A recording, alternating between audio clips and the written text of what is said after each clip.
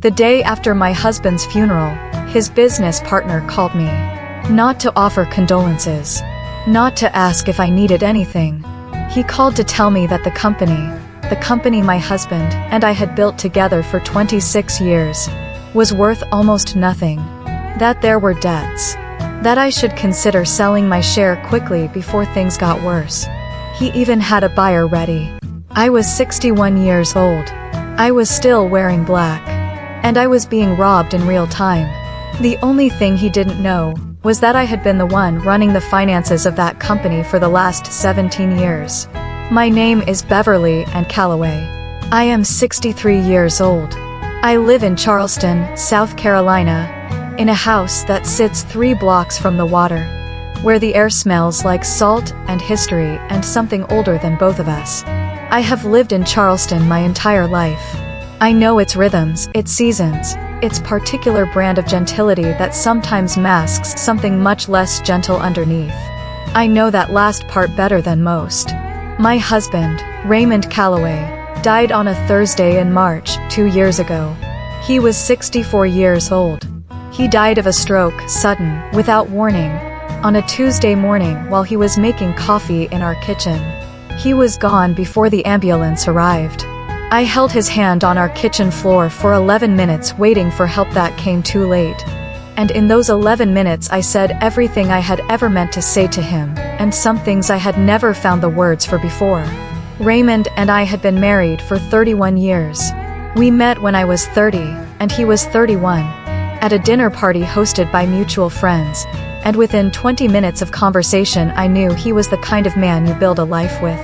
He was steady and funny, and genuinely curious about the world. He read 2 books a week. He made the best shrimp and grits in Charleston, which is saying something. He called his mother every Sunday, without fail until she passed. And he believed, without reservation and without ever needing to say it out loud, that I was his equal in every meaningful sense. That belief was the foundation of everything we built together. In 1997, Raymond and I started Calloway Coastal Properties, a small real estate development and property management company focused on residential properties along the South Carolina coast. Raymond was the face of the business. He had the handshake and the relationships and the ability to walk into a room and make everyone in it feel like they had just made the right decision. I was the infrastructure. I handled the finances, the contracts, the accounting, the vendor relationships, the legal compliance. I had a background in business administration and a mind for numbers that Raymond always said was the real reason the company worked. For the first 9 years, Raymond and I ran the company together without outside partners. In 2006, we brought in a third party, a man named Douglas Payne, who had a network of coastal investors and a reputation in the Charleston real estate community that we believed would accelerate our growth. Douglas became a minority partner, holding a 30% stake in the company. Raymond and I split the remaining 70% equally. For the first few years, the partnership worked well. Douglas brought in investors and relationships. Raymond managed client development. I managed everything that kept the company actually functioning. We grew steadily, not dramatically, but solidly. By 2015, Calloway Coastal Properties was managing 47 residential properties and had completed 11 development projects along the South Carolina and Georgia coasts. Our annual revenue had crossed $4 million. But somewhere around 2017, I began to notice things. Small things at first. Invoices from vendors I didn't recognize. A legal retainer fee for an attorney whose name wasn't on any of our contracts. An expense report from Douglas that included 3 dinners at a restaurant in Hilton Head on dates when I knew, because I handled the calendar, that no client meetings had been scheduled. I documented everything. Quietly. Carefully. The way I had learned to document things over 20 years of running a company's back office, where the details that don't make sense are always the details that matter most. By 2019, I had accumulated enough documentation to know that Douglas Payne had been systematically diverting company funds for at least 2 years. The amounts were not enormous individually, a few thousand here, a vendor payment there, but collectively, over 2 years, they added up to just over $230,000 that had left Calloway Coastal Properties and entered accounts I could not trace through normal company channels. I told Raymond in October of 2019. We sat at our kitchen table, the same table where he would later collapse 2.5 years later, and I laid out everything I had found. Raymond listened without interrupting. When I finished, he was quiet for a long time. Then he said, "Beverly, are you certain?" I said, "Raymond, I have been running these books for 17 years. I am certain." He nodded slowly. Then he said, "Let me talk to Douglas first. I want to give him the chance to explain before we go to attorneys." I disagreed with that decision. I want to be honest about that. I thought we should have gone directly to our attorney. But Raymond was a man who believed in giving people the opportunity to be better than their worst actions, and I respected that belief even when I didn't share it. So I agreed to let him speak to Douglas first. That conversation happened in November of 2019. Douglas denied everything. He had explanations for every discrepancy, explanations that were smooth and detailed and completely unverifiable. Raymond came home from that meeting uncertain. He said Douglas had seemed genuine. He said maybe there were accounting errors he didn't fully understand. I said, "Raymond, there are no accounting errors. I made no errors." And Raymond looked at me across that kitchen table and said, "I know that, Beverly. I know." We hired an attorney. We engaged a forensic accountant. The process was slow and expensive, and by early 2020, we were in the middle of a pandemic that shut down most of the real estate activity along the coast and made everything more complicated. The forensic accounting report was completed in August of 2020. It confirmed everything I had documented and identified additional discrepancies I had not yet found. The total amount diverted was $318,000 over a period of nearly 3 years. We filed a civil suit against Douglas Payne in October of 2020.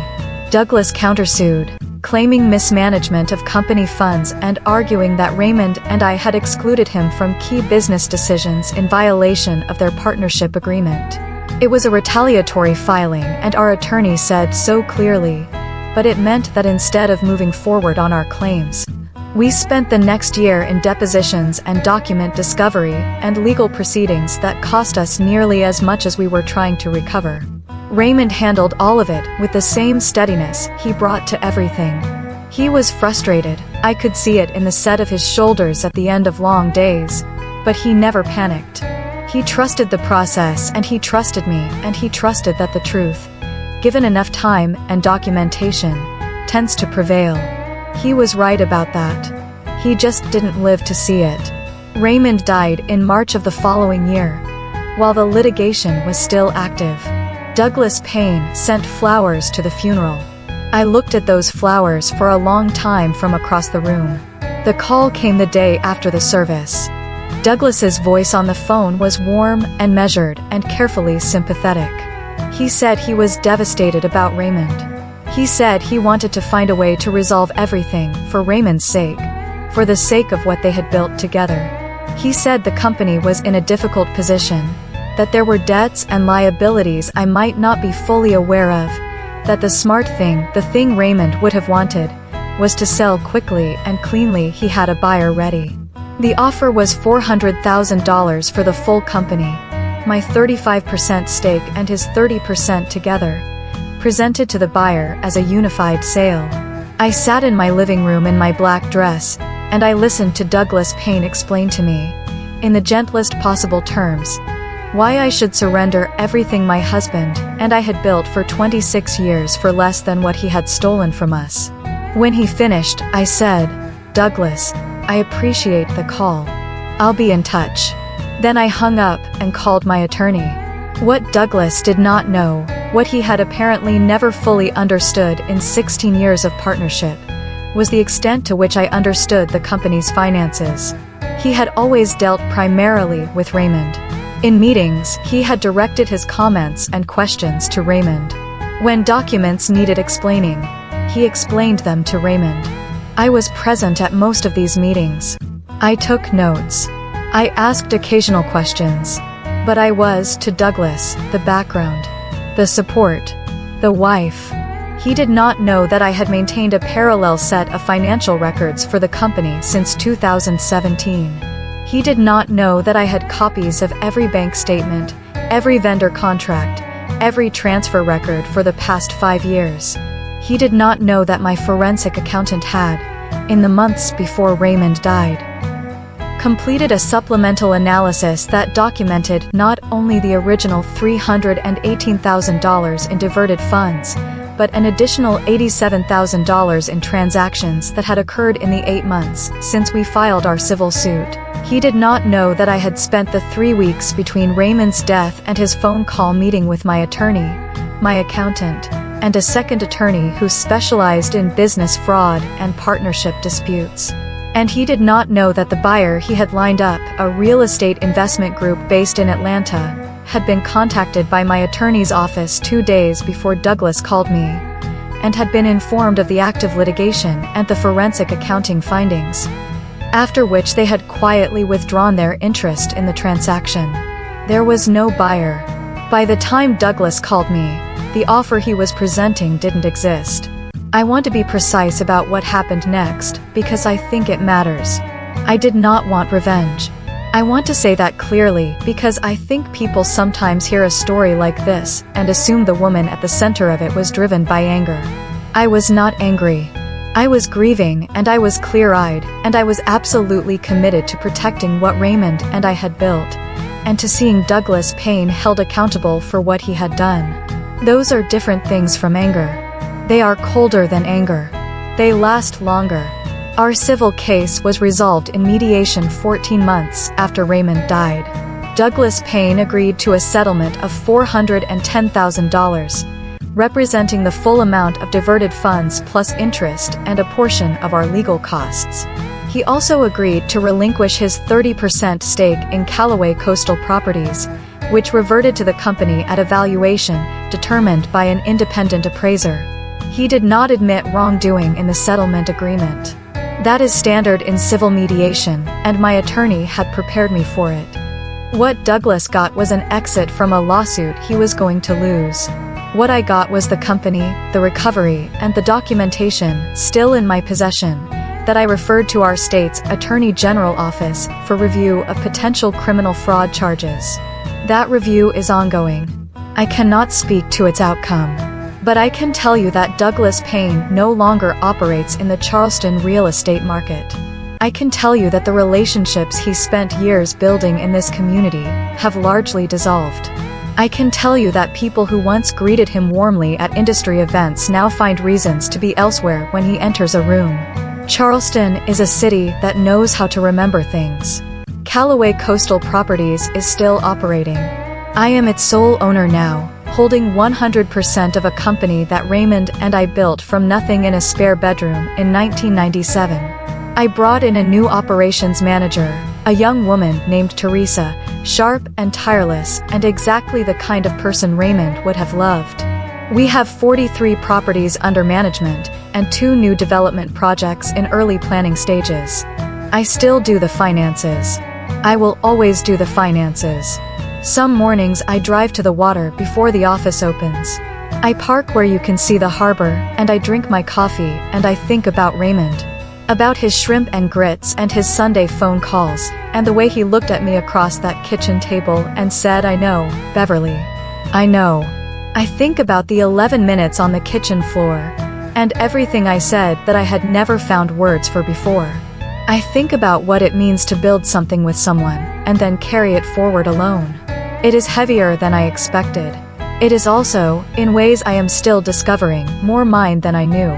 I am 63 years old. I am a widow. I am the sole owner of a company that someone tried to take from me while I was still wearing black to my husband's funeral. I am still here. I am still working. I am still watching the harbor in the mornings before the day begins. And I am still running the books. Because I never stopped. If Beverly's story moved you, if you have ever been underestimated in your grief, dismissed in your strength, or robbed by someone who thought you weren't paying attention, share this video with someone who needs to hear it today. And if you have a story of survival, of justice, of holding on when everything tried to pull you under, we want to hear it. Send it to us. We read every single one. Real stories. Real strength. Real justice.